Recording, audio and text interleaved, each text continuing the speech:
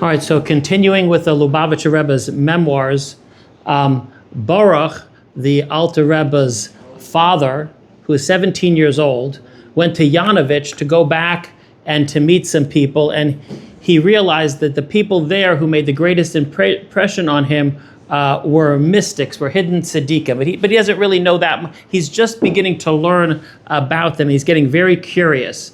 And now the winter's over and the roads are muddy and it's spring and it's getting towards Pesach, and he really likes to spring Pesach with Eliezer Reuven, the smith of Dobromysl. So he's walking from Yanovich to Dobromysl. The roads are extremely muddy. It's very hard for him to do that. He sits down to rest on a log, and a peasant comes by with his horse and wagon, and he sees that Baruch, is having a hard time traveling, and he invites him to come with him and says, listen, come with me. There's a Jewish townlet that's not too far away from here. I'm going by there, and you can go. I'm sure they'll be happy for you to stay with them.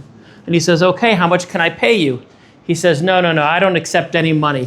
Where I come from, there's a big rabbi, and that rabbi tells all of us we need to treat other people nicely. Jews, non-Jews, it doesn't matter the religion. We should all be nice to each other. We should help each other out. And where I come from, everybody respects this rabbi and everybody listens to him, so I would never take money from you. And Baruch says, I'm sorry, if you have to take some payment from me. If you don't take payment from me, I can't go with you because I have to pay. He says, okay, under those situations, fine. And he has him in the wagon, and he takes him to where he needs to be. Now, obviously, this rabbi who he's talking about is the Baal Shem Tov, but Baruch has never heard of the Baal Shem Tov. So the peasant drops him off, and there's a young man, around his age, older than him, in the 20s, who runs up to him and says, please come stay with us. My father-in-law has told me to greet anyone who's coming by this way. There has been a major flood with the melt of the snow, and the bridge was carried away, and many peasants lost their lives, their wagons, their horse, all their belongings fell into the river. It's completely unpassable. We're telling everyone to stay with us until you can start using the roads. So he was very happy to do that, and he met him, and he could tell that this young man was a big Talmid Chacham. The father-in-law who owns the inn, Nachum Yisroel, the innkeeper, has two sons-in-laws who are with him, and he can see that they're big Talmid Chacham, and he asks them what his story was. He says, oh, my father-in-law is a follower of the Baal Shem Tov, and this is the first time he ever heard the word Baal Shem Tov. He says, let me tell you about my father-in-law.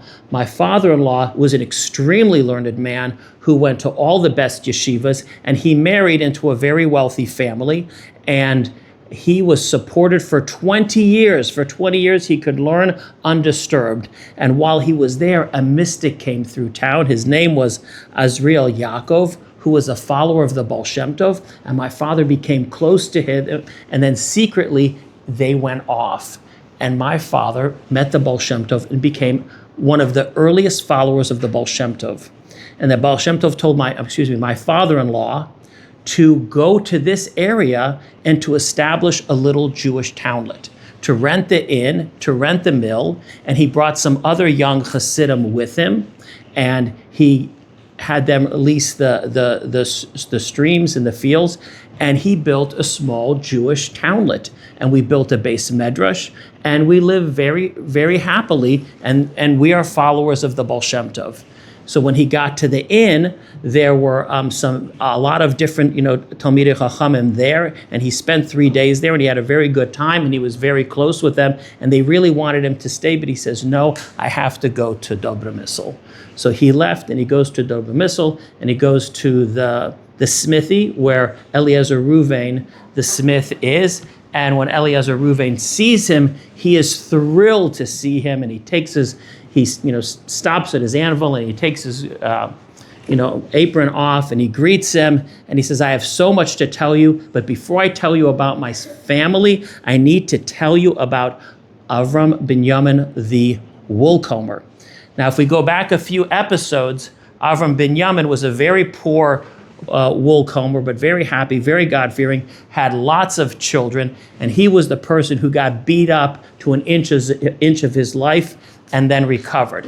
And he says, You're not going to believe it, but Avrohom Binyomin, the wool comber, is now a very wealthy man. And I want to tell you how he became so wealthy. He sent his son Shlomke to Yeshiva. And he went to Yeshiva in a big town, and he was very learned, and he did extremely well, and he came back with lots of certificates. But while he was there in the big town, he saw that there was a machine that could comb wool. And he obviously had no money to buy the machine, and his father certainly had no money to buy the machine. So he studied the machine very carefully and did a drawing, and he reverse engineered the machine. When he came back to town, he hired a carpenter and a tinsmith, and for 3 weeks they worked on it tirelessly until they perfected the machine. And he taught his father how to use the machine, and they could do in one day what used to take a month.